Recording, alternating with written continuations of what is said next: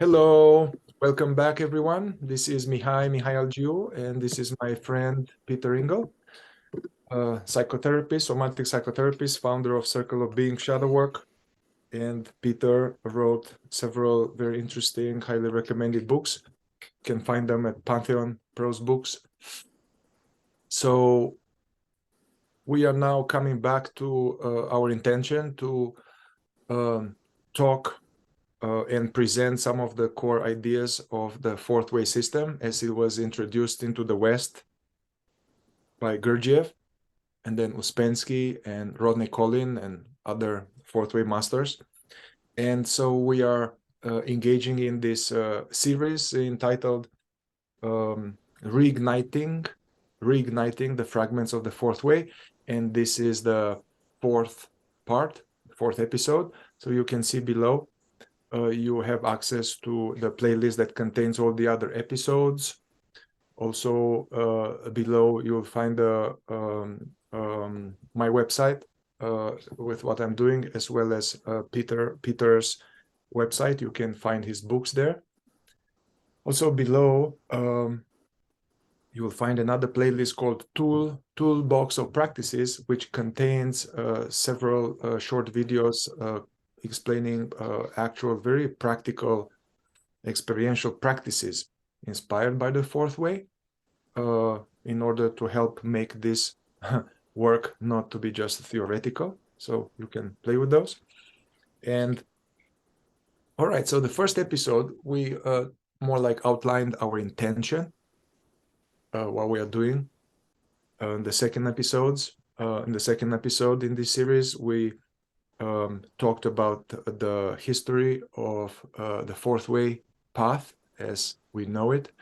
And then we actually jumped into the curriculum and talked about 4 states of consciousness available to a human being. 2, they are happening automatically, and 2, they are earned through conscious effort and through a process of awakening. The third part, actually last part, we actually continued to explore some very essential tenets of the fourth way, which actually it's a map. This is a map for us. It's not like, hey, we know this teaching and we are smart and this or that. So it's a map in order to navigate the treacherous territory of our consciousness that is a little dormant, and all the creatures and the gremlins and the various states of suffering and states of illusion that we are navigating. So last time we talked about the 4 lower centers as a way to understand how the machine, the human machine, the biocomputer is formed and how it operates from a certain point of view. The fourth way has different, like they look at a human being as a hologram. So you can look at it from this point of view and depicting certain aspects of the biocomputer, or you can look at it from another point of view and depict other aspects. So last time we talked about the 4 lower centers, as well as this core teaching of the many eyes, many small eyes that are off-gassing out of ourselves and thoughts, impulses, feelings, desires, and we tend to identify with each one of them, losing ourselves, getting lost, unaware of what we are, lost into these small fragments of what we are. And yeah, today we continue also we talked last time about we introduced some practical fourth way style exercises or alarm clocks in order to already start making this teaching practical, how to bring more awareness to various aspects of our being, how to use certain functions of our being that are more unconscious and automatic, how to use them to trip us into waking us up, how to use some kind of unconscious behavior, unconscious manifestations, how to become more awake. We talked about this last time. And also, yeah, so if you come across this video, you can watch this as it is, but I think it will make more sense if you go through the other videos. We are building on all this knowledge, and we are referring. Fourth way has a particular type of language and vocabulary, and it's not to be particular or to be more interesting, but it is to be precise, that we are both know, and you guys, we are all referring to the same thing when we use a certain word, so we can be precise in our investigation. So also this attempt, what we are doing here is we are building a certain body of knowledge to be available in a video format, and perhaps it will become a podcast. We know that there are wonderful books out there, and we recommend Peter Uspensky's books and Gurdjieff's books and Rodney Collins' books that were written 100 years ago or less. But we want to offer this refined, updated for the 21st century, based on those teachings, presenting them as faithful as we can. At the same time, they are coming through our personal experience in this century. So in this, yeah, oh yeah, I lost the thought. We are doing this body of knowledge in a video format in order to serve as help for when we are going to engage in an experiential several months group module focusing on the fourth way. We can't study and embody the fourth way from books or from videos, although that is very helpful to get higher knowledge in. But ultimately, fourth way is connected to working live in person with each other in a group. So we are planning to have this in the near future. We'll let you all know, where we are going to go much more in depth. Even all of these topics we covered so far, we can go much more in depth in a practical way, experiential way. And so stay tuned for that. Also, if you are watching these videos and you are studying the fourth way, feel free to engage with us. You can make comments here, any questions, or you can write to myself or to Peter, and we'll put the information there. All right, so for today, we wanted to look at the human being from a slightly different angle. Last time we looked at the human being as being consciousness that is somehow dormant. Self-consciousness is dormant, and the body mind, the machine, is operating at a low level of consciousness, and there are certain functions. But now we want to look from another point of view and touch on this very essential knowledge for practical investigation, for awakening, essence, the concepts of essence and personality. Essence and personality. So I would like to maybe invite you, Peter, to kind of start us off some of these key ideas from Gurdjieff. I also forgot, sorry, I forgot to say, just we want to cover in this episode, we want to cover like what is essence, what is false personality, what is the difference between them, why is it important to recognize them, why is it important to know these things in ourselves, what is the path? Okay, so we recognize it, but it's not like a zodiac here. Like, oh, I'm a Taurus and you are these. So what is the path? What's the evolutionary path using this knowledge? And then how to weaken false personality, how to develop essence, and as well as other important side topics like chief feature, chief tendency, in essence, in false personality. So that's what we are planning to cover. All right, Peter.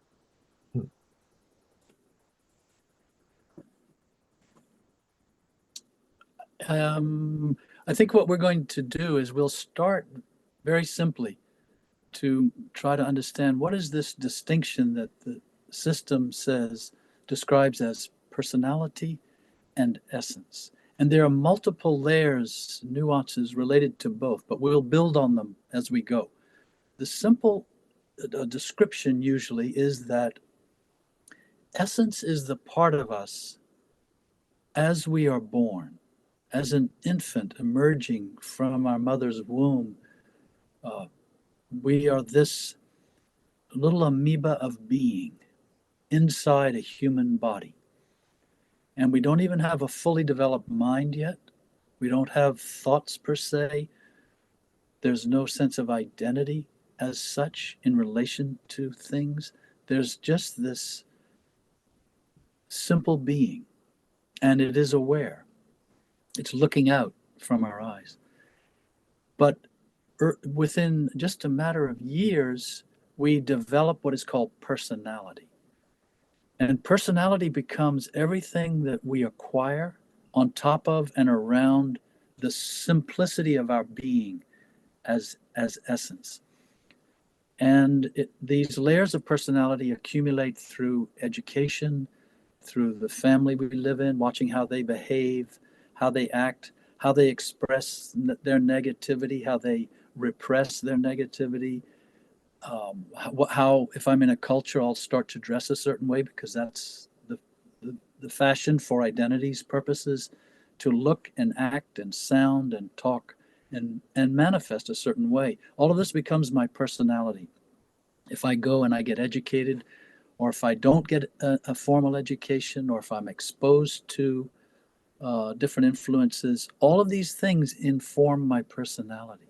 Now, they can still, through the layer of personality, they can still touch essence. Essence is still touched, for example, by nature, by beauty, by intimate friendship, by truth. Our essence is very much touched and moved when we hear truth in different forms. It may be in a poem, it may be in a song, it may be in a sunset. Suddenly we intuit the truth at a deeper layer about our existence. It's not formulated necessarily as thoughts, but something stirs in us, moves in us as a result of those influences. This is essence. As opposed to developing, let's say, an opinion as a member of a political party, or as a member of a certain religion, or as a member of a city council. It can go on, but these are all these become layers, and this becomes our persona.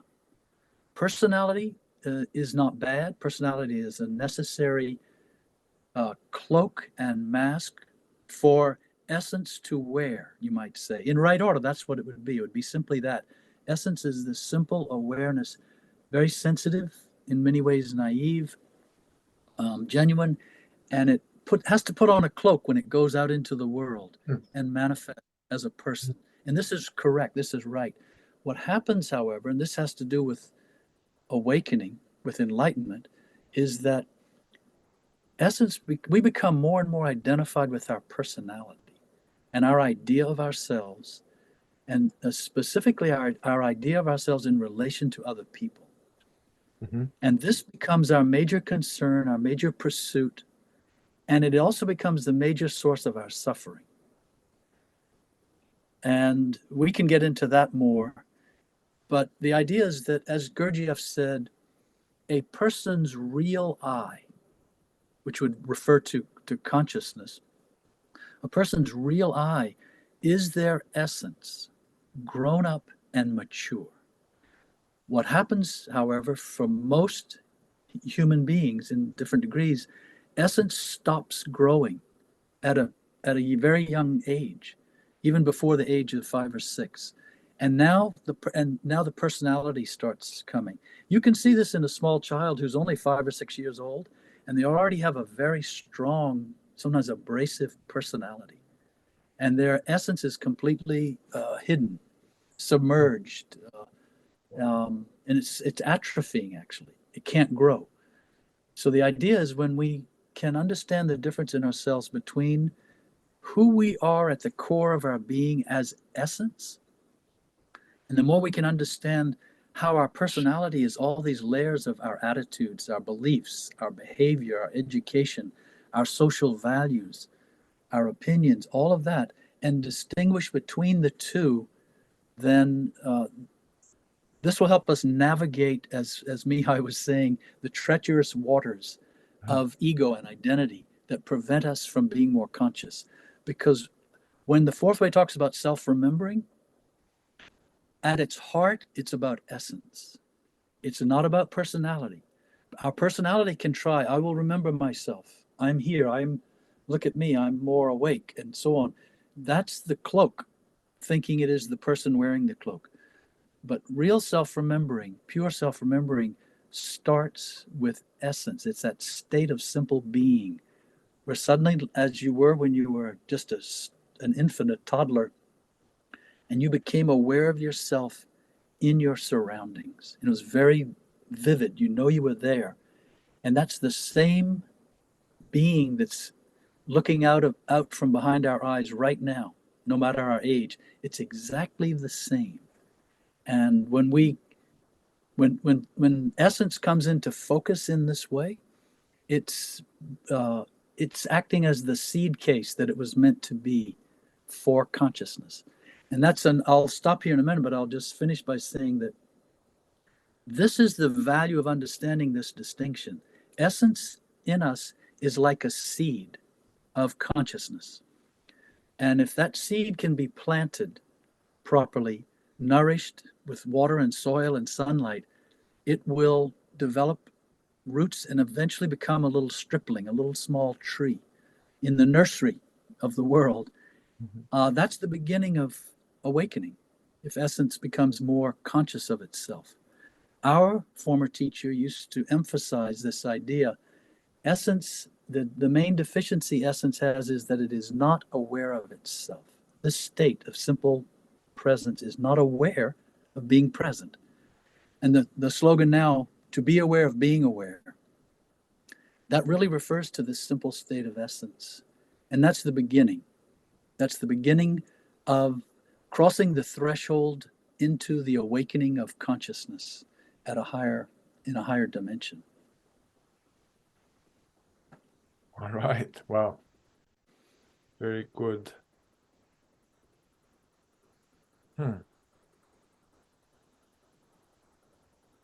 Well, I would like to touch on some of the things you said, and also reminding people that actually these terms, essence and personality, they are actually fourth way terms, and they are referring to a particular way of understanding them. Because also I'm aware essence is poetically used and Yes. spiritually used. So just for the sake of clarity here, essence it doesn't refer to, oh, this is your spiritual essence, or essence is the presence, or yeah, so we are not talking about that, your divine essence. When we talk about essence in the fourth way, is that, what is true and real, and that what we came here with, this is connected with certain innate tendencies, preferences, peculiarities of this body mind, even to the degree of the type of genetics and the predisposition, perhaps to certain diseases. Although there are other teachings these days that actually it might not work like that. But even the fact that, let's say, one is dark-haired as opposed to red-haired, or one is tall as opposed to short, one has a tendency to become more chubby, or one has a tendency to become to be skinny. One is more inclined towards being talented with athletic things, or one is more like kinetically inclined or very talented and gifted and interested, even as a child, towards engineering, fixing things, or somebody is actually like books a lot. So somebody is more like from the beginning, more like intellectual, or some people are more artsy, they can draw from the very beginning, you know. So these are, let's say, talents and gifts and a flavor of our essence we came here with. And this is essence. So from one angle, it's a personal expression of the divine somehow. So yes, everything is consciousness. Yeah, everything is an expression of that. So from one angle, Peter and Mihai, you know, from the point of view of higher truth, of non-duality, we are both made of the same substance, and we are all the same substance. However, we are Peter and Mihai. We are very different in certain preferences and tendencies, and as kids we were different. Yeah, so the essence is more like this personal, customized this personal configuration, which is an expression of the divine. Yeah, that doesn't mean that that is separate, you know. Uh, but this allows for this diversity. You know, you look in nature, there's no tree that is the same with the other tree. Yeah, so it's all treeness, but they have a particular flavor and particular thing. So essence, yeah. So in other traditions, let's help it understand, or in other traditions, or in as a psychotherapist, they talk about this, the authentic nature, you know, the authentic nature, what's genuine, you know, genuine authenticity, um, childlike innocence, simplicity, spontaneity, uncomplicated, unadulterated. Yeah, this is the essence. False personality or personality is what comes later, what's added later. It's almost like computer programs pouring in to the hardware. So from one angle, essence is the hardware, and even the hardware has a certain configuration. So it's the hardware and its initial configuration, and personality is what poured in. And yeah, it's very interesting to see how it was formed. So it seems like 3 or 4 different ways that personality pours in the programs, and then they create some kind of outgrowth. They create this whole other outgrowth on top of essence. It's a whole other, pouring of information through just the so-called education, just intentional being taught, hey, you should do this, you shouldn't do this, that's the right thing, that's believe in this thing. So just conscious pouring, conscious education. But from one angle, I would say there is the least of the problem. There is also, we have mirroring neurons as a mammalian. So just as a kid, we are watching our parents, and we are unwillingly, unconsciously imitating them, and we are becoming them. So there's some tendency they accumulate in their life, what to do with their emotions, how to be in the world, how to show up, how to deal with things.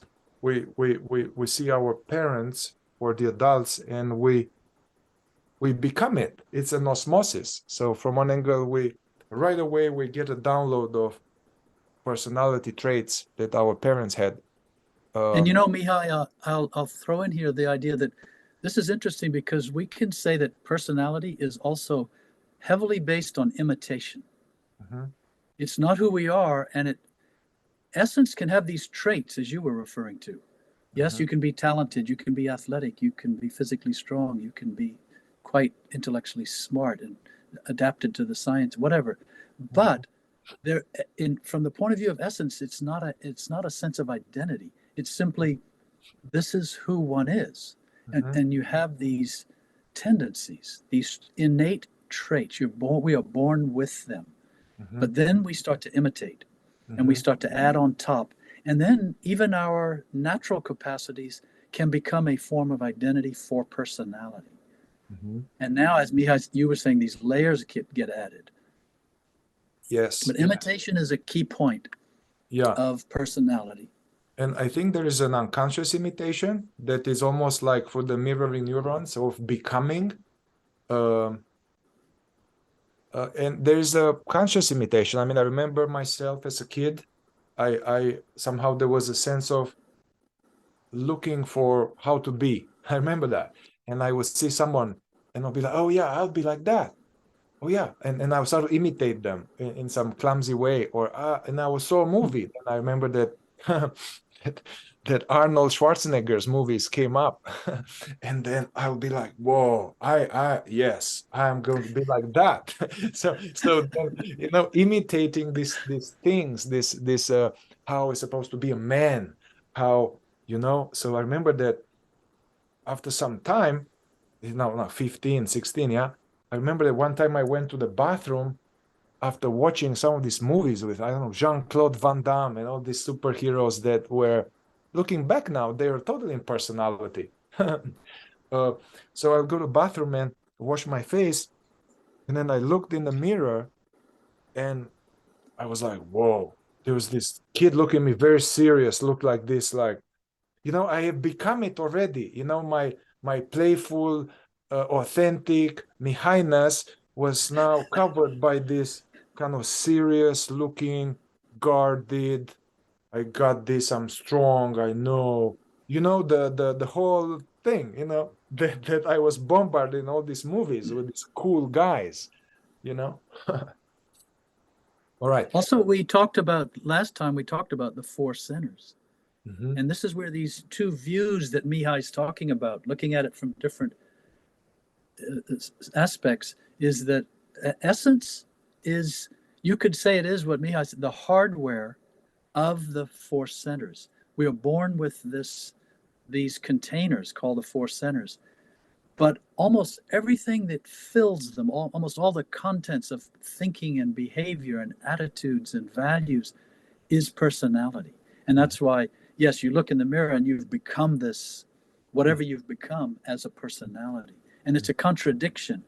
And what happens is many people do feel the contradiction in themselves between my essence and my personality. You don't have the words. This is the beauty of having this terminology and the clarity of these distinctions. You can begin to see, yes, I feel conflicted because I want to manifest a certain way, but instead I manifest this other way to please people, as just one example.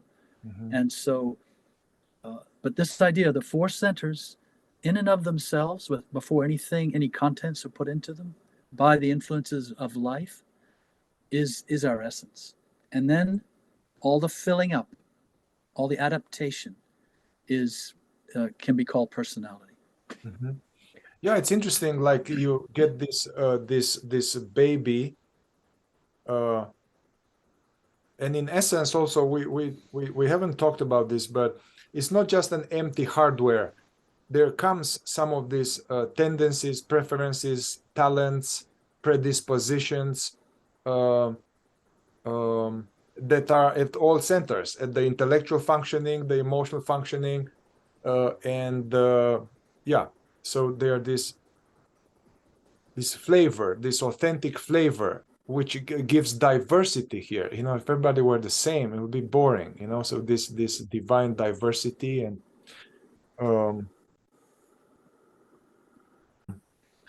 so we have this, which is what is more true, more authentic, more genuine, what's true for us, our alignment. And another way the false personality gets formed is gradually interfacing with the world. Interfacing with the world. And what is particularly tricky and difficult and painful in this dimension on this earth here is that almost everybody is in the second state, so in a state of waking sleep. So everybody is asleep and unconscious, and everybody is, their identity is in false personality. And now if I change a little bit my language, everybody is kind of full of trauma, and they have unprocessed stuff, and then which solidified their identity in false personality and in pain body. So we are raised by people who are deeply suffering and unconscious and mechanical. And even some of them, especially at the level of not just the parents, but the people who are in charge of this world, would be people whose essence has already died. So somehow they are dead inside. So you see, now you get this baby with this divine consciousness appearing as this essence that is tended to by people who are asleep, unconscious, in pain, traumatized, and false. So it's not going to go well. And I'm talking mostly in the West, or, I'm aware that, let's say, in the past, a few hundred years ago, people would be raised in a tribe. They will be raised in a healthy, perhaps healthy environment conducive to growth of essence. But especially in the West, and especially in our contemporary times, what happens is that essence is met with unlovingness, even if it's not intentional, with the limited capacity of the parents to attune to us.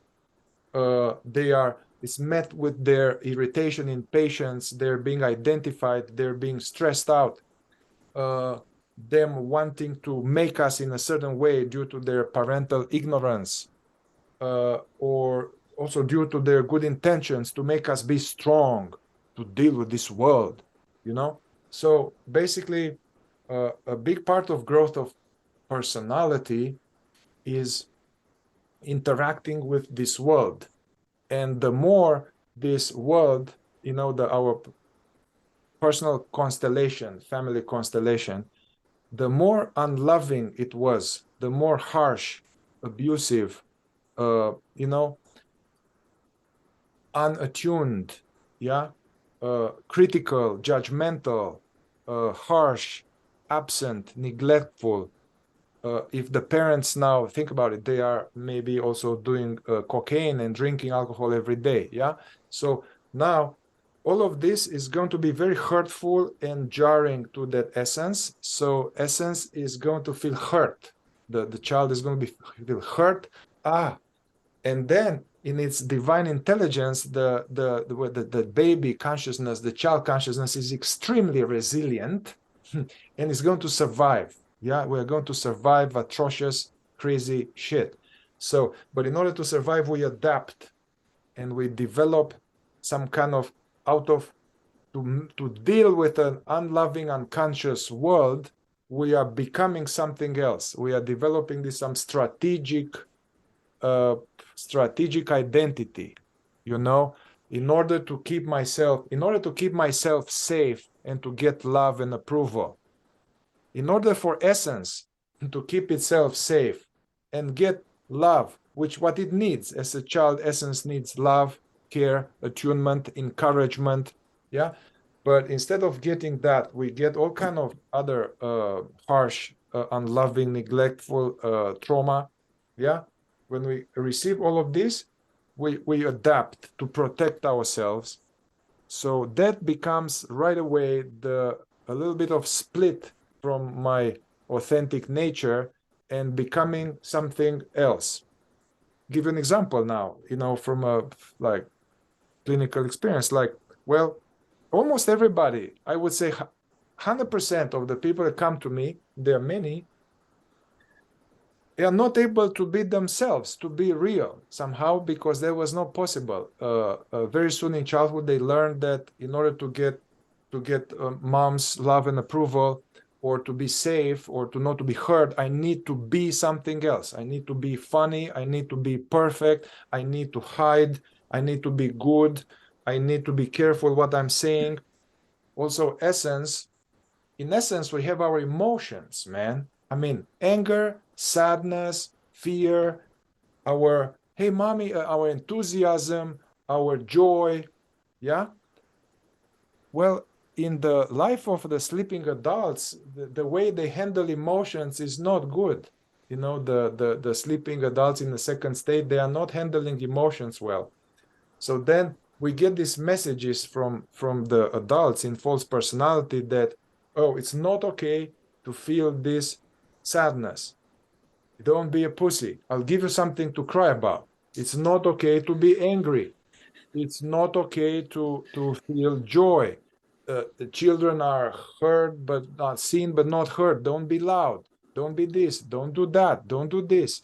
So then somehow essence is totally uh, innocent and totally affected by these things, and is going to learn early on to abandon itself and develop this some kind of growth to adapt. You know, like I have to be perfect. I have to be in a certain way, and also very soon.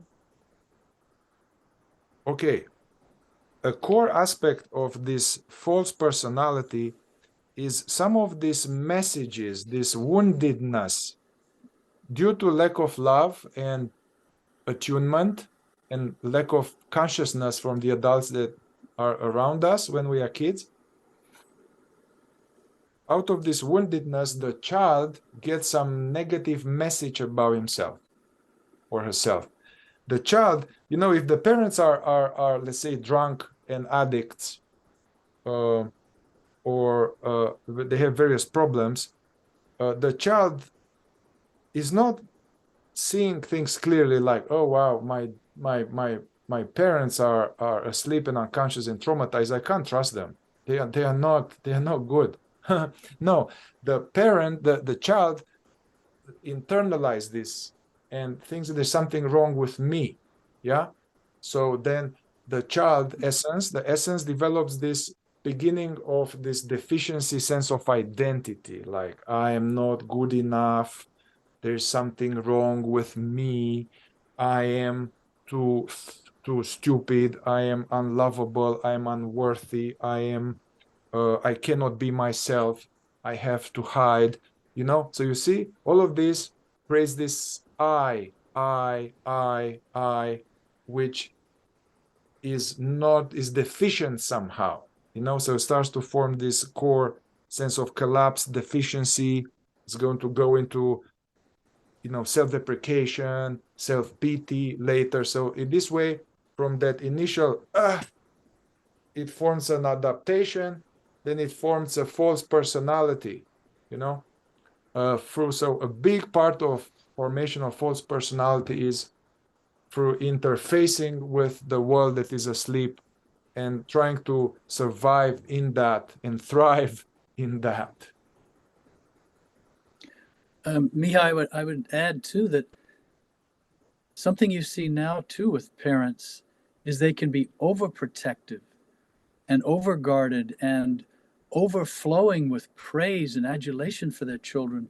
And a child can begin to think, I cannot operate successfully in this world. I cannot navigate without this protection and without this applause and this approval and this. And so it's not necessarily a negative formation, it's more a dependency. Yeah. My sense of self, my sense of identity is dependent upon people laughing when I make a Yeah. joke, or people congratulating me. Now that when there's a race, everybody gets a trophy. This kind of thing. Mm-hmm. That's a whole other subject. But the fact that the way personality can develop as a shield, as a defense mechanism for essence, can vary. It can take on actually seemingly positive forms as well as seemingly negative forms. And they're both a shield, they're both a protection, they're both a mask Yeah. to that essence is in effect hiding behind. And in that same vein, I wanted to add that essence never changes. Essence is the part of us really that doesn't change. Personality can change quite a bit through the course of our life. We can become a policeman and have developed the personality of being a policeman or an elected official or a librarian or a street sweeper. We can take on different jobs, and people listening may know that when they've switched jobs or careers, their personality changes, their idea of themselves and the way they present themselves to other people.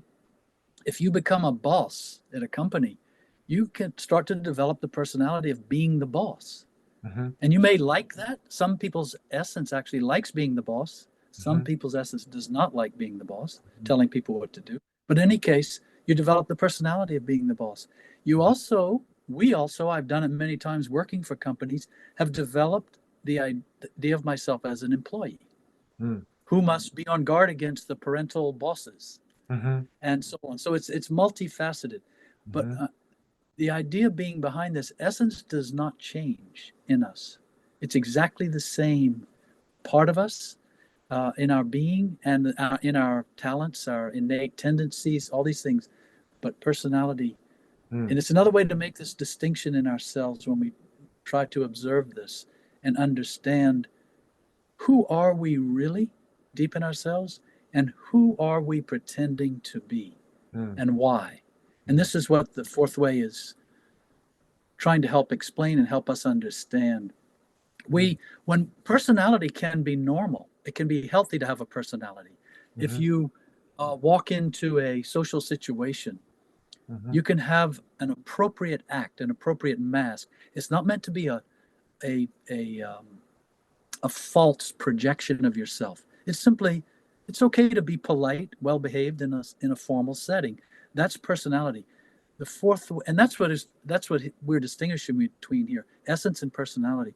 However, the fourth way goes farther and says what happens is we then develop, and Mihai's been mentioning it, a false personality.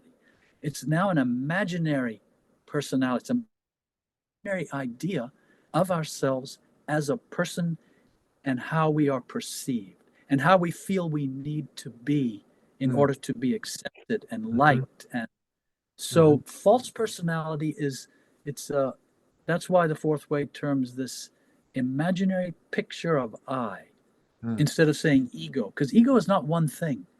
Mm-hmm. It's all of these things we're talking about apart from essence. And the fourth way helps shine more, as Mihai, as you mentioned earlier, precision, more precise light on these distinctions. Mm-hmm. So another idea in the system is that we are not going to touch right now, but this idea of everything here is some frequency of emanations, let's say, and everything in the creation has a certain frequency. In the fourth way, they call this hydrogens, more like finer, higher, finer frequency, or more like lower, heavier, or in this scale, more like genuine, natural, authentic, or more like heavy, false, complicated. Yeah. So there's actually in the fourth way there tables like that, and we are going to explore this later because it's relevant. But my point here is that there is a certain signature, felt sense signature, felt taste. Yeah, you can identify essence and personality intellectually, psychologically at the beginning, but ultimately you are going to build a taste of it. It smells in a certain way, it tastes in a certain way emotionally, yeah. And give an example, like, yeah, you have arugula salad with organic tomatoes, with organic mozzarella, and with a nice wholesome dish, yeah. And then you take Burger King, or you take certain kind of fast food or things with a lot of artificial, yeah. So if we are somehow healthy, if we are now essence and somehow more conscious, our system will feel the goodness and the realness of that organic food, and will be a little bit shocked and repelled and see the falseness and the unhealthiness and although it's trying to be seductive in some way and trying to be very yummy, the false food, the fast food, actually it's bad for you and it's really sick and it's not actual food. So in the same way, it's in our inner world, you know. And actually, even if you are not haven't studied the fourth way, but there are some people that are more genuine.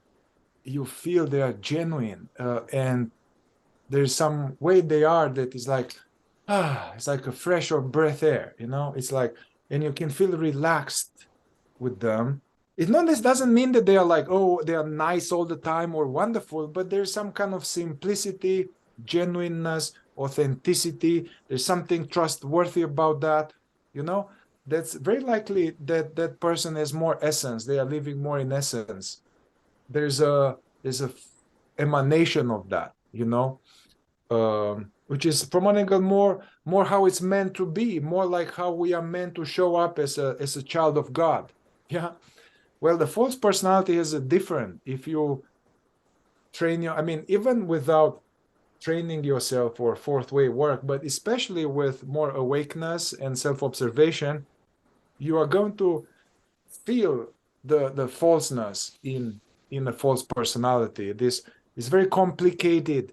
It's very sensitive in a way that it's very easily hurt and takes things personally, and it's about me, and why did you say that, and it's very defending its position, and it has to be right, or it has to be, you know, there's the inflated personality, but also there's like, oh my God, I'm worse than everybody, I'm damaged, I'm totally self-pity, self-deprecation. These are all kind of the same thing from the fourth way point of view. It's the inflated false personality, arrogant, superior, I'm better than you guys, I'm special, I know, let me tell you. Yeah, this is the inflated false personality. And then there's a deflated, deficient false personality, like, you know, I'm the worst. Nobody will ever love me because I'm broken and I'm unlovable and I don't deserve any good thing, and I hurt, I'm bad. I'm bad. You know, they are, you know, it's a different flavor of misery, but it's all false personality basically. And what's interesting is that even the people who have more like the inflated version of false personality on top, I noticed in myself, first of all, and in others, then if you go deeper, there is also the deflated, deficient aspect of false personality underneath. And often the inflated one is, again, is like some adaptation, is some defense. You know, I'm okay, I feel subconsciously deficient and not good enough, so I'm going to be perfect and I'm going to attain these things and I'm going to have everybody see me, and I'm going to become a president or something, you know? So, or a great figure. So to get a sense of juice and importance. The point here is that it's recognizable not just through knowing, okay, you can intellectualize, you know, okay, false personality does this, false personality is sensitive about itself, it takes things personally, false personality judges, false personality judges oneself, false personality is mean towards oneself, false personality is talking about oneself all the time, false, yeah. So you can take it like this intellectually, and you learn its characteristic and you recognize it in oneself, which I think that's very good to do that. But then you get your spiritual nose, and you sense it, you feel it in oneself and others. Mm-hmm. You'll be bothered in a simple way. It's like, oh, somebody comes and you're like, oh, it's false. Or somebody is like, oh, yeah. And the same in oneself. Some manifestation comes, somebody says something, and I say something, and then I'm like, that didn't feel right. That, you know, you have the inner discrimination happening here. I think connected to this, Miha, you touched on it a little earlier, and that is that these are different worlds in us. This is what the fourth way teaches in the context of what's called a ray of creation, that from the purest source in what we would call the universe is the very finest, purest, fastest, rarefied substance, energy, being. And then as it descends into lower and lower dimensions, it becomes more dense, more slow. It passes from formlessness into form, more and more dense form.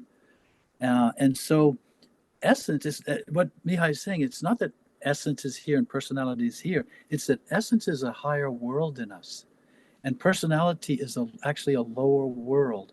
And then false personality is an even lower, denser world. And we can feel these hydrogens, these energies in ourselves and in other people. And it's why when we leave downtown, the 20-story business office with concrete and pavement and hundreds of cars, and we're manifesting a certain way, we can feel a certain energy, and then we drive into the country, and we get out of the car, and we walk on a path, a natural path through the woods, and we hear the birds and see the flowers in the sky.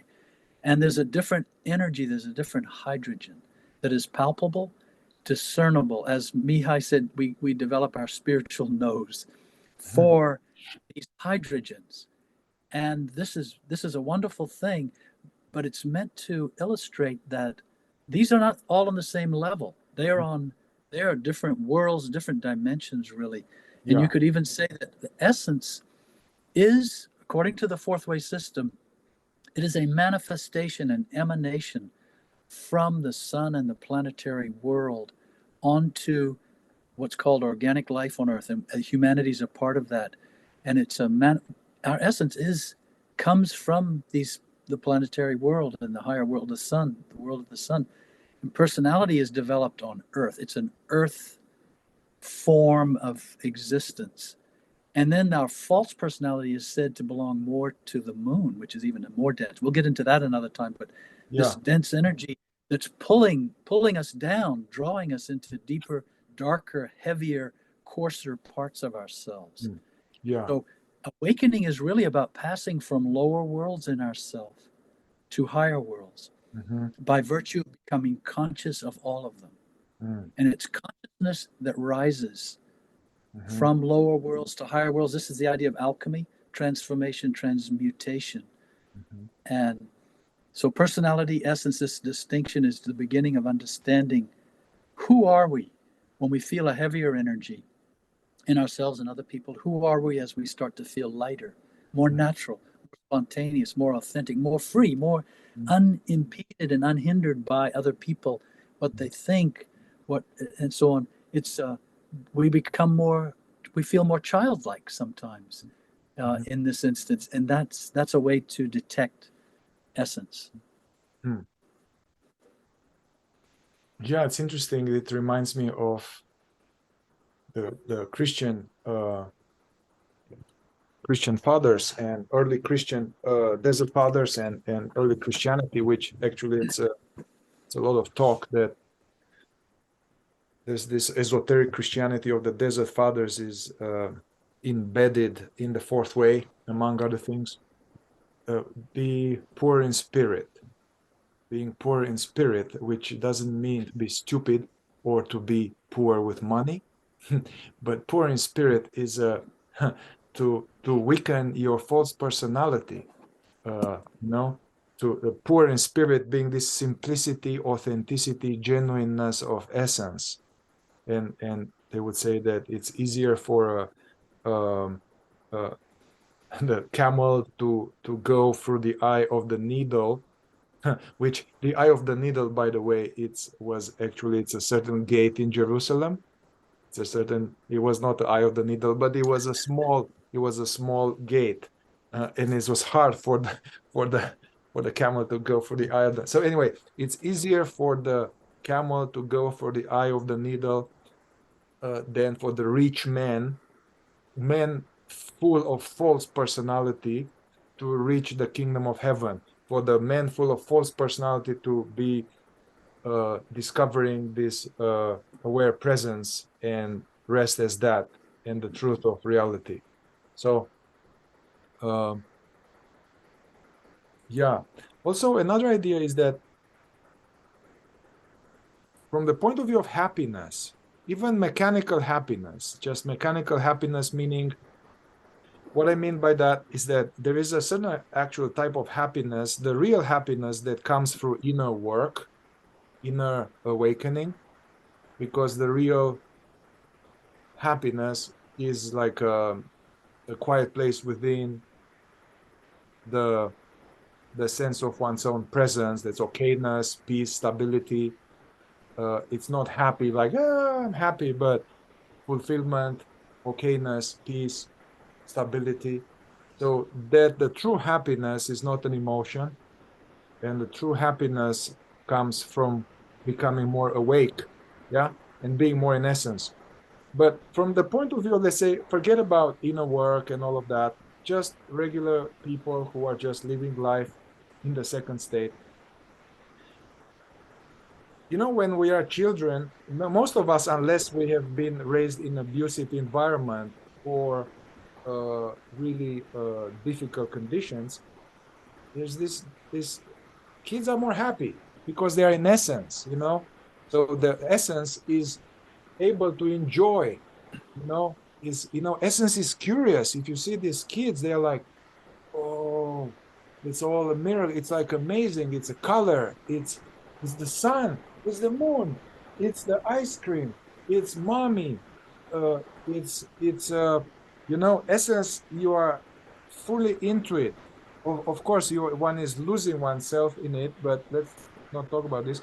One is into it. I'm enjoying myself. I'm enjoying the creation. I'm enjoying, you know, and then there's this sense of I'm naturally essence. If there's not harassed and stifled by false personality, essence has a certain interest. Like, hey, I want to do this. I'm interested in this water pipe and water castles that, and then later I may become a great, water naval engineer or something, or I'm so pursuing this inner enthusiasm. Yeah. So essence is stronger, and if we live in essence, or we are in a village or in the jungle, those people are much more in essence. There's more happiness, less misery. Let's say there's less misery. The more somehow false personality is strong, then there's more misery. Because we are not allowing ourselves to do what we want. We are not allowing ourselves to pursue what we are really meant to pursue. We are not allowing ourselves to feel the genuine essence, emotion we are supposed to feel. So it's a constant, this false personality is a constant going against myself. And it's like, and from one angle, it's an image with a strong input of false personality. The child, the innocent, childlike authenticity, genuineness is like a child that is now thrown into a corner, is in a corner, and he's like unhappy, and while the false self is living life, you know? So from one angle, a lot of people come to me as a psychotherapist, and they might not be interested in awakening the fourth way, but I can see the more the more their false personality is in charge, and the more they go against their essence, the more they will suffer. So what I'm trying to do, even without awakening and without self-consciousness, self-remembering, I'm trying to help them become more aware of the falseness of their false personality and see that it doesn't work. And I help them see how it was developed. And I help them see that those beliefs that I'm not good enough, that I'm flawed, and there's something wrong with me and I'm rotten, I help them see that they are not true. And I help them discover that there's some other part in themselves that is good and it's real. And I give them some tools and exercises, and we do some serious processing to rescue that, spontaneity, innocence, yeah, and to feed that. Yeah. So what I'm trying to do is to have in other men's work or Jungian work, or there's this idea of to rescue the child that has been thrown into the corner, and to have the adult, the man and the child in the cockpit of the plane of your life. Yeah. And the essence is going to say, hey, I want to go there. And then the adult is like, okay, okay, all right, well, let's see how we can make this happen. So the adult and the essence now, so I'm living a authentic life according to my own tendencies, you know. Yeah. I'll jump in. I wanted to add that you mentioned earlier the idea of happiness, and there can be this sense that, oh, I can become happy. Everybody will be happy, and that's as though there's a form of happiness, let's call it, that is the same and should be attainable by everyone. But that's not quite true. And really, it might be more accurate to say when we say to be naturally, spontaneously, authentically happy, it means the absence of unhappiness. We're all unhappy in different ways. As Dostoevsky said something like this in one of his novels, Tolstoy. All happy families are happy in the same way. All unhappy families are unhappy in different ways. And each of us is unhappy in different ways according to our false personality. But when there's the absence of that, there's simply the absence of unhappiness. That doesn't mean we're going to be jumping up and down, laughing, smiling all the time. And this speaks too to the idea of essence in the fourth way, because the fourth way, we will talk another time, has a very clear delineation of body types. Each essence, there are 7 major body types. This is not the 9 personality types that has been popularized over the last 75 years in the West. This is something more, it's deeper than that. And we will go into explaining that perhaps one day in some modules to explain why the body type description of essence and personality has deep roots in the fourth way. Yeah. Anyway, what I want to say is that some people naturally in their essence are passive. They're not active. And some people in their essence are naturally negatively charged. It doesn't mean they're negative. They're negatively charged. They see the world through a slightly negative lens. They tend to have a more negative discrimination of things. Other people are more positively charged. It doesn't mean they're positive people. It means they're positively charged in the way they see and respond in essence. So, Yeah. for example, if you see a school ground at recess with young children, Mhm. you'll see a little boy sitting in the corner by himself playing with a rock or a game or something. Mhm. He's passive in his essence. And he's, you could say, negatively charged in that he's not interested just in engaging with people. Mhm. On the other hand, you'll see someone in the middle of the schoolyard bossing around the other kids, trying to organize a game, yelling, screaming, laughing, jumping around. Different body type, a different essence, has a more of an active and positive charge to them. Mhm. And so these variations of essences, body types, active, passive, negative charge, make for very different people. It doesn't mean everybody's going to be the same when they're in essence. But someone may naturally be kind of glum and spend time by themselves. Mhm. But they don't have to become depressed. That Mhm. can easily lead to becoming depressed, isolating oneself, becoming suspicious of the world. That's false personality. Mhm. But the essence can be a loner, can Mhm. live a solo life, be quiet, do their own thing, and then others are out conquering the world. And Mhm. it can actually be correct for essence to become active in a community or to speak up when something happens, but it's when it becomes embellished as this inflation of a sense of I. And that can be, as you said, Mihai, a deflation of the sense of I is also false personality. Now it Mhm. becomes a sense of myself in relation to other people and in relation to the world, instead of just me being the way I naturally am.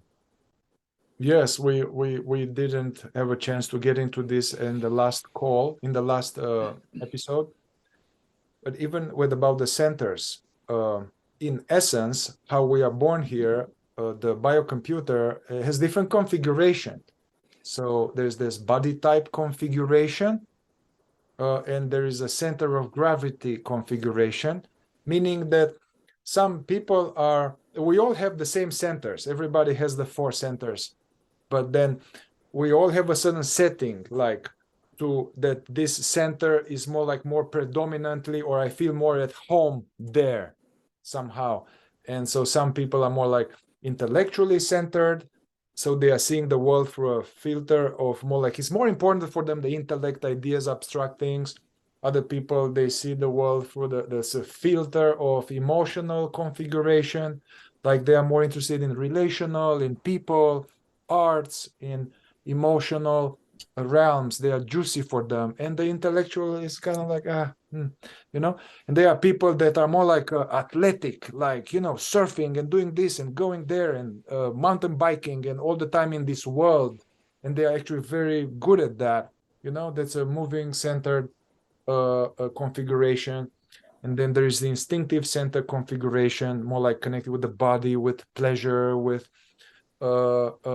senses, with cooking, with massages, with fasting, with practices. So this configuration of the body mind, this is part of the essence.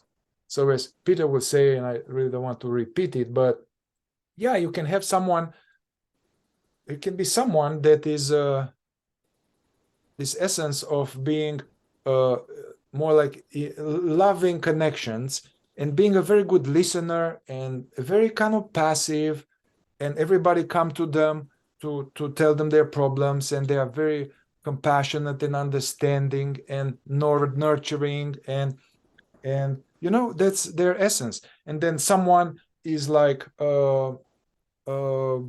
someone is like actually very active and very quick and doing all of these projects and being funny and being so very different configurations. This is all essence. Essence, our essence tendencies. But it's tricky is that our essence tendencies, if we live in a world where is in the second state, is it asleep as we live now, and we are surrounded by people that are in false personality, so those tendencies in essence, they are going to become, it's called a weakness or core tendency in false personality. And will become what is called, and we can maybe talk about this, Peter, about this idea of each false personality. False personality is this imaginary sense of myself, or the so-called sense of separate self, ego. Although in the fourth way, we'd like to use the term imaginary picture of oneself or false personality. It's a cocktail or accumulation of various subparts and different mechanisms. It's like a whole architecture. The false self is like a whole building or a corporation, but it has 2 or 3 foundational arches somehow, that are some core tendency, core mechanical, the core of the false personality. So in the fourth way, it's important to identify that in order to kind of engage in some work in a certain way. Could you talk a little bit about this, the idea of chief feature? Mm-hmm. Yes, and before I do, I would say that a way to distinguish between imaginary picture of oneself and imaginary I versus false personality is that imaginary I is the feeling of I inside of myself. And it may be quite enmeshed with expectations and requirements and how I'm seeing it. But that's all inside. That's the imaginary I. And then when it manifests in the outer world as behavior from that place, that's our false personality. That's the false persona projection. And it's a projection of this imaginary feeling of I, which is different from essence. It's surrounding essence, really. In our psychological world, there's simply essence, and then it becomes covered and coated and layered in our psychological world in here as a feeling of I. And what's ironic about this is essence is at the root of that, but it becomes disfigured, distorted, misunderstood, buried, covered over, defended, protected. And then when we manifest in the world, that's our false persona, our false projection of I. The idea of chief feature, Mihai just mentioned that term, is that essence, as we are born, each of our different essences, this corresponds to body type in the fourth way, has an innate tendency, almost like an urge. It's not even a psychological thing yet, it's physiological to begin with, in essence. That physiological urge or impulse in one person may have them go to the corner of the playground and play by themselves. And that same physiological urge in another person may be to go and push another child over or tell somebody what to do. Or in another person, it may be an urge to want to be to entertain, to be funny, to be energetic, to be kind of playful. What happens is, as our personality develops around essence, those innate tendencies that are really physiological in many ways take on now a psychological coating. And now the person who was wanting to play by themselves in the corner becomes very stubborn and very resistant. And everything that's suggested, it's no, it's opposition, it's I want to do it my way. And then it becomes, I insist on it being my way. And guess what? All you people who think differently on a particular topic or a particular belief or something, you're wrong. I'm going to do it my way. The hell with you. And it becomes this withdrawal, this isolated, negative, passive withdrawal. These are passive aggressive types often too, who it's all withdrawal. Well, that would be a certain type with a certain propensity, certain chief tendency. And now that's shaping their personality. In another person, the feeling that they see naturally how things could be improved, could be done in a more efficient way or be done better. Or why do all of that? Why not just go and let's just, and then that tendency, when it becomes psychological, they become very domineering, very bossy, very overbearing, very controlling, and demanding that other people be equally control themselves. And now there's this persona around what was initially just an innate physiological urge or impulse or tendency. And this is what chief feature is. And we will, again, later we'll talk about the different body types. And generally each body type has a corresponding chief feature they're most prone to, or there are slight variations, but in general, it's very applicable across the board of body types. Yeah. And this chief feature develops in such a way that also what happens is each person develops their own kind of favorite recipe of negative emotions. So a person who likes to withdraw and be by themselves, and then they become stubborn and they become more accusatory. And they blame other people for picking on them or bossing them around, and they get irritated when these things happen. And then it becomes or it becomes I'm going to go in my room and sulk, something like that. Whereas Nobody loves me. Nobody cares about me. Nobody loves me. Nobody understands me. Yeah. Nobody understands my point of view, and my point of view is the right point of view. And so instead of opening themselves up to try to see more broadly, the person shuts themselves down. Ironically thinking they're punishing the world by withdrawing from it. And they're not. They're punishing themselves by doing that. That's personality. Another personality, the person who I mentioned is controlling and domineering and overbearing, they now get quite upset when other people are not that way. They become righteously indignant when other people do not control themselves or follow the rules or do things the most efficient way. You're wasting time, you're wasting energy. What's wrong with you people? And ironically, that's the type that often rises to a position of authority and power in a company, in a country, and so on. And it's all happening by itself. And so in this sense, we are dragged through life by these impulses coming from our chief tendency or chief feature, which at their origin are simple, natural, harmless, but when they become part of our imaginary identity, our imaginary feeling of I inside, and then they manifest from there, they become very destructive, very distorted, very harmful. This is why people don't understand each other. Different body types, different chief features, different centers of gravity, where one person is more intellectual, another person is more instinctive, another is more emotional. They don't understand each other. And they disagree with each other, and they expect each other to see the world the way they do. And now you have this friction, conflict, disharmony, unhappiness, suffering across the globe because of these this hardware and all this software forming an idea of people as a personality, and it's completely artificial. It's ironic. It's completely artificial, and it's fraught with friction and suffering. And something we may talk about later is, yes, of course, from the point of view of awakening and point of view of enlightenment, we want to escape that, rise above that as consciousness, with consciousness. But at the same time, this is exactly how it is supposed to be on planet Earth, in humanity. And that's where we get into the cosmology of the fourth way. Things are actually exactly the way they're supposed to be in this regard. People are meant to develop a personality, a false one. They're meant to have conflated features and to treat each other the way they treat each other and have this disharmony. It's actually the way it's supposed to be, but it doesn't mean that everyone needs to be drawn into that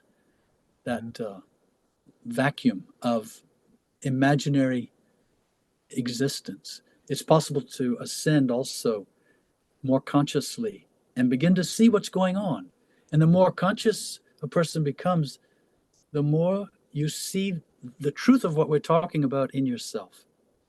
Gosh, I did that again. I made that decision. I made that choice. I reacted that way from chief feature, from my body type, my center of gravity, my imaginary idea of myself. I was not just being here, being authentic, being honest, being open, being true. And then beginning to see this is what's happening with everybody. Everybody's operating from these, Mihai mentioned these arches in the construction of our personality that are holding all this up. Everybody's operating from those things and don't know it.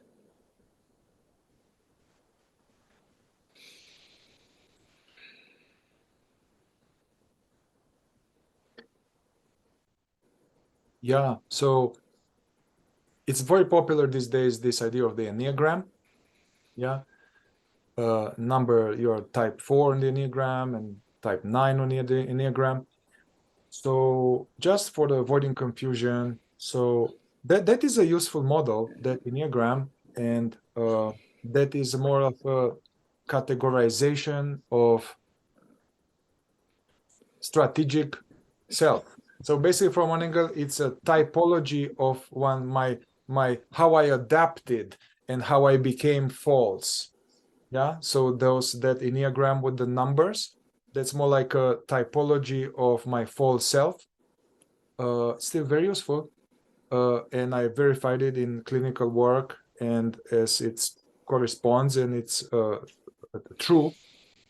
The fourth way actually uses the Enneagram. Actually, the Enneagram is very much linked to the fourth way, and other teachings, they kind of took it and started using it. But the Enneagram in the fourth way, Gurdjieff's Enneagram, is connected with the essence body types. Yeah. So it's a typology of what is true about what we are. And that is extremely useful. We are going to talk about this later. I'll just throw in there, Mihai, that it's interesting what is now commonly popular. It's no accident. It's called personality types. It's not essence types. which is telling in a way. So, we talked last time about the many eyes and how the many eyes are coming out of the centers, and then the work, how to make the work practical, is to train oneself to jumpstart the sense of witnessing and being more aware, and be aware of these eyes and not be sucked in them, and identify where they are coming from, and that which is aware of these eyes is the real I. All the many eyes come and go, they are changing. And yeah, so it's interesting to realize that actually essence has certain eyes. There are eyes coming from essence, like wanting to go in nature. I'm tired of this. I just need to be in nature, go by the river, maybe have a swim, like to have a nice meal, like to meet with a good friend, or like love to play some music because I love music, or so these are essence eyes, or having a massage, yeah, or can be eyes. These eyes, they can emanate from false personality in the form of like, who do they think they are? They don't see me. They don't realize I've done so much for this. Nobody sees me, actually. Nobody appreciates me. I'm so tired of this. Everybody is stupid, and I know. Why don't they? So these are eyes from false personality, yeah, and they have a different flavor. So the way to go, how to make this practical, and I have a feeling that we need to continue this talk now for a future talk, because we don't have a lot of time now for this talk. We outlined okay, what are we dealing with here, how to recognize this and that, but the idea is, okay, how to make this practical, this essence and false personality, how to make this practical from the point of view of awakening. So what I just started saying is that we need to become more aware through self-observation and self-remembering, and start to observe different aspects of oneself, and start to know false personality in myself. That's the rubber meets the road. It's not false personality in general, not other people's false personality, but to find out false personality in myself, and to identify it, and to actually see that is different subparts, sub-personalities, has certain beliefs, it has a mental component, has a certain talk. It talks in a certain way. And then it has a certain emotions, their version of emotions, of taking things personally. And in a certain sensation, and a certain way of being, and a certain way of moving. Uspensky was saying that something like false personality is like some type of a creature, like a certain kind of dog, and you need to train to see it as a certain kind of feature, a certain a fur. It smells in a certain way, and usually it's very fast, and you turn, it's not there anymore.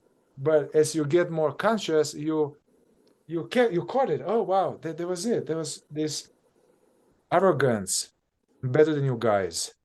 There's this thing saying that, oh, I need to make this happen. I need to. They don't know, or I'm unworthy, or people don't respect me, or I need to. How can they like me? How can they like me?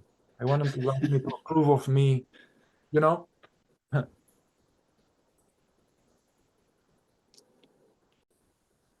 So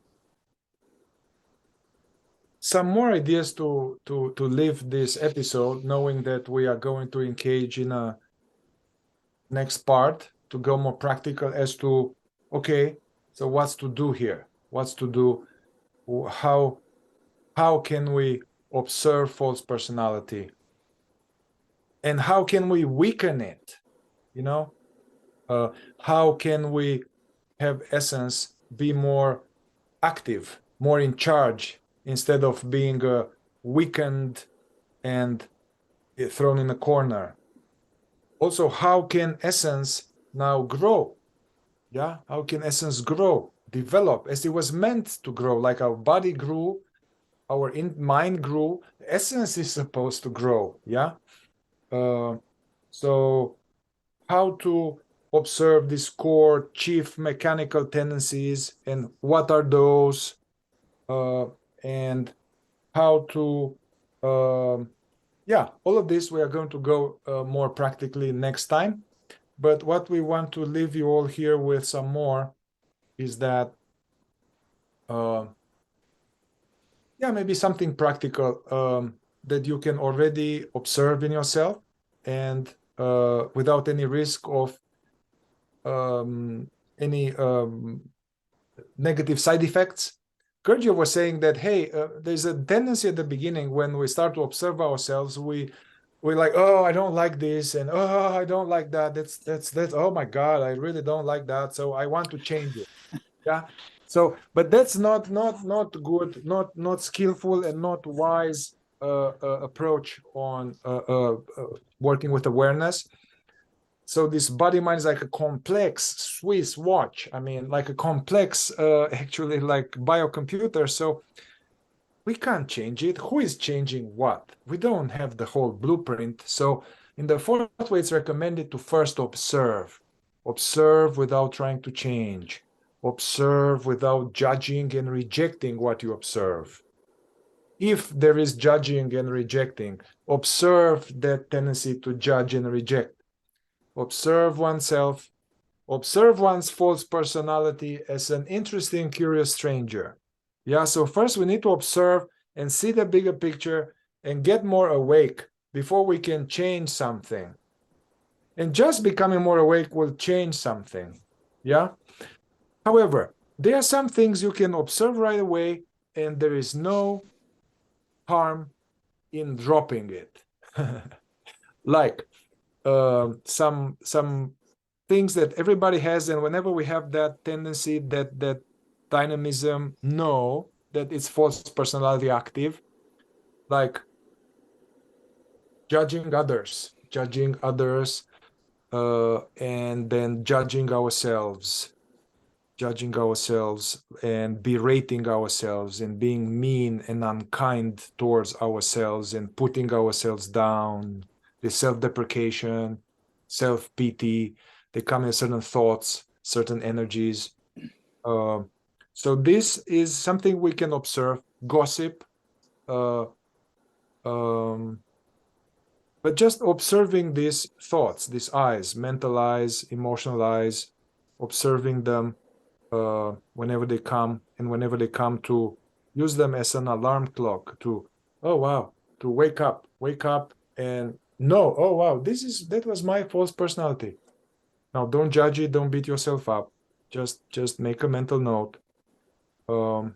So that's what we recommend. Yes, And and I wanted to say about that this is very good area to just for observation, to try to observe when internally I am judging someone else, like evaluating them, particularly from a negative with a negative tinge, and then criticizing when I become critical of another person. And sometimes this is hard to see in ourselves at first, but the way it becomes visible is when we find ourselves telling somebody else our criticism of the other person. So we see Jane, we judge Jane, we're critical of Jane, but we don't say anything. It's internal. But then we see Bill 45 minutes later, and we say, Bill, let me tell you about that Jane. Have you ever noticed she's this, she's that, she blah, blah, blah. And now false personality is venting its criticism. So we're not suggesting try to stop it necessarily now, but to notice this tendency. If you can't see yourself criticizing in the moment, notice it will spill over. You will come home and you'll tell your mate or your partner your criticisms of the day. This is false personality. And it's just it's a practical, clear way to see how our imaginary picture of ourselves relates to the outer world, and then how we manifest by telling other people our criticisms. That's interesting, Peter. Like when I work with people, and although the fourth way mind was always there, at the same time, it was not useful to go into that when I work with people as a psychotherapist. So, but what I do early on, even from the intake questions, yeah, and for first session, and what informs my working with them, and my working with them, even if they are not interested to wake up according to the fourth way principles, in order for them to feel better, they need to become a little bit more awake, though. They need to become more conscious. So it's still becoming more conscious work. And so what I'm looking at is to find out what I call this term core deficiency identity, core deficiency story. It's a term from Killaby Inquiries from Scott Killaby, which I love. So this core deficiency story, actually, it's not just a story. It's not just thoughts. It's a thoughts with feelings, with memories, with a felt sense in the body. It's actually core deficiency identity. It's a sense of me. Yeah. And most people in that they come to me, very many, actually many more people have this deficiency sense of identity, although they may have this inflated on top. But this deficiency identity, imaginary deficiency identity, from my point of view, although the clients, they believe that as true, they feel like, no, I am not good enough. I am something wrong with me. I am not safe. I am not safe to be myself. I am not lovable. I am not worthy. There's something. So that is core of false personality. We are not saying this to judge it or make it wrong, because there's a lot of suffering in that, and that was formed from hurt and was formed to the fact that we are asleep and humanity is asleep. So you can't blame ourselves for that. So identifying your deficiency story, it's very important.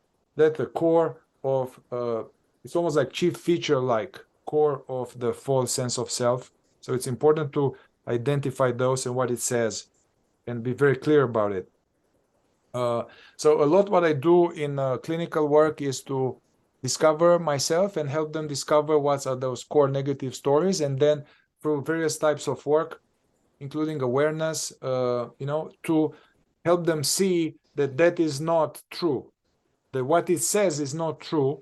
One is that that is not who I am too. So I help them see that this is not who they are really, and also see them that actually that's not true what it says. So that is working on becoming aware and diminishing false personality. Also, whenever you catch it, just catch it, notice it, and stop feeding it if you can. Just drop it by being deeply aware of it, and then come to the present. Stay anchored into the present, established in the present, aware of this thing, and ideally, if you can remember yourself, aware of being, that's the way to go. Then don't work on it. Don't work on it more than that at this point. Just see it. And it drops, stay as this presence. And you can see naturally, Mihai, how self-observation, it does require being more awake, more aware. But at first, it means being more aware of what you're observing. And so self-observation becomes this platform, this arena, and we start just seeing more things in ourselves without changing, without identifying with it, without judging ourselves. We just see it. That's self-observation. Yeah. And then self-remembering means the self who is observing, becoming aware of itself as initially a feeling of the observer. And so this is why the fourth way teaches self-observation. You begin with self-observation, and that naturally creates some space and some dimension for awareness itself to now realize it's seeing something and it's not what it is seeing. And then by virtue, this is now essence becoming aware of itself. That's the observer, really. That's essence. It's an aspect of essence. And so that naturally self-observation without trying to change anything rightly will lead to the possibility, it will create the environment in which self-remembering can now happen. Not personality, me remembering myself. No, an inner awareness, an inner dimension, becoming more conscious. Mm-hmm. But self-observation is this wonderful, I call it a platform. It's like a trampoline or something. And again, false personality, criticism, judgment, a wonderful way to start seeing, getting the flavor of what false personality is in oneself. Mm-hmm. And what Peter talked just now about this self-observation or awareness, observing the body mind, the thoughts, the feelings, the peculiarities, the behaviors, the tendency, the reactivity. Yeah, so that is self-observation. It's the that which is observing, that which is aware, whatever that is aware of Mihai, aware of Peter's various show, the show of Mihai. Yeah, that's self-observation. And self-remembering is that which is aware is also aware of itself. These two are very, very important, crucial, essential principles and teachings of the fourth way, as well as the main method. And we are going to talk more on this. Is very important. Self-remembering, self-observation. And I wanted to say too that, we've mentioned about using self-observation to see false personality, but we also talked a lot about essence today. Mm-hmm. And it's worth, I think, making a suggestion or two how to recognize essence in myself. What can I do to encourage essence in myself? Mm-hmm. To become more familiar with that as well. And two things I thought of. One is to be quiet by yourself, perhaps take a walk in nature or sit quietly with some music, but to be quiet. And this is actually why meditation is sort of one of the oft not mentioned benefits of meditation, just to become quiet. Essence is very quiet, actually, even though we may have a tendency to want to entertain and take over and talk and be a leader, which is okay to be a leader, that kind of thing. But essence at its core, at its root, is quiet, simple, sensitive, alert, and to take a walk perhaps where it's quiet. And the other recommendation I have connected to this is to not take your phone with you. The phone is that's a whole series in itself, talking about what the electronification world does to essence and to personality. Because now you're carrying this mechanism through which you can project your imaginary picture of yourself to lots of people when you're all by yourself. It's a very weird thing in that regard. But so to put the phone down, even for 15 minutes, many people can't manage to do that. But to put the phone down, take a walk, just sit on your step, look at the garden, feel the sunshine, and just be quiet and try to feel your deeper sense of being. And as Mihai said, maybe the things you like to do, you like to swim, or you like to run, or you like to cook, and to realize I haven't been doing those things. I've been so busy being my personality, I don't take the time to do these simple things that I want. And these so-called I's from essence, they're not even full-blown I's. And is it, I want to go swimming. It's more this natural, love the feeling of the water and diving in the water, swimming. It's not yet, I want to go swimming now. I want a massage. I want to cook. No, it's more, it starts as just, in essence, it's just a natural impulse. But we don't feel, we cover them over so quickly with personality. So be quiet, put the phone down, try to think about what you really like, just two or three things you really like, and to do that more often, to feed, to remind, to encourage, so that, as Misai said, essence can grow. Yeah. But we have to feed it what it needs to grow. And that's a lot of what we're talking about. Yeah. Yeah, actually, below here in the toolbox of practices, I have a whole video on phone slavery, which is of the modern day. Yeah, so spending time in nature, like feet on the ground, to the river, forest, and also contemplating on what are those things in childhood that I really liked somehow, even contemplating a little bit on the past. Oh, I forgot about that. I always like to do that, and I haven't been doing it. Oh, God. Yeah. Also, this practice, which is not for a beginner practice, but as one's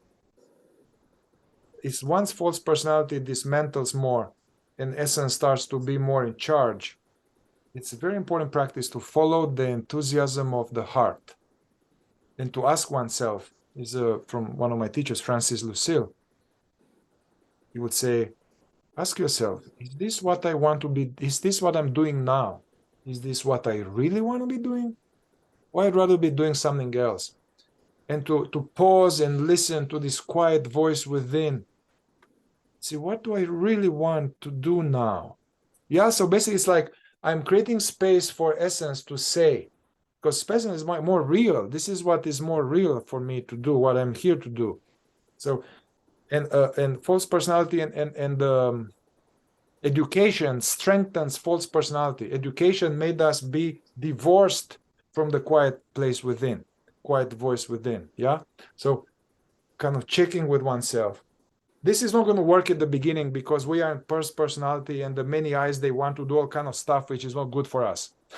It's toxic and poisonous. But as we get more clear and more awake, following the deepest inner heart's desire, that's a good way to encourage essence. And we'll talk later, but ultimately this self-observation in a certain line of work, self-remembering, non-identifying and transformation of negative emotion and suffering are ways to diminish, weaken false personality and strengthen essence, and having this pursuit of truth, pursuit of awakeness to be lodged into the essence. Because only when it's lodged, when this interest in the work, interest in evolution, if it lands into our true essence, then it can grow like the acorn becomes a tree. When it's lodged into the false personality, like Jesus would say, it's not a fertile ground, so it's not going to grow.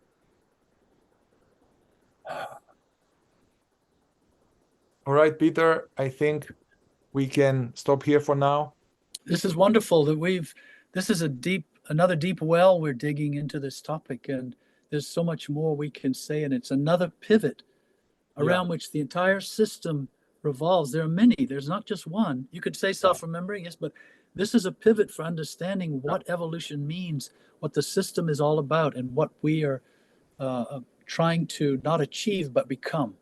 Yeah. This is another pillar of the system, and there's so much more we can say, and hopefully we will talk some more another time about this, Mihai, but thank you. Yes, thank you. Beautiful. Right, everyone, stay in touch for next one. Feel free to reach out to us by email or making comments here. Bye.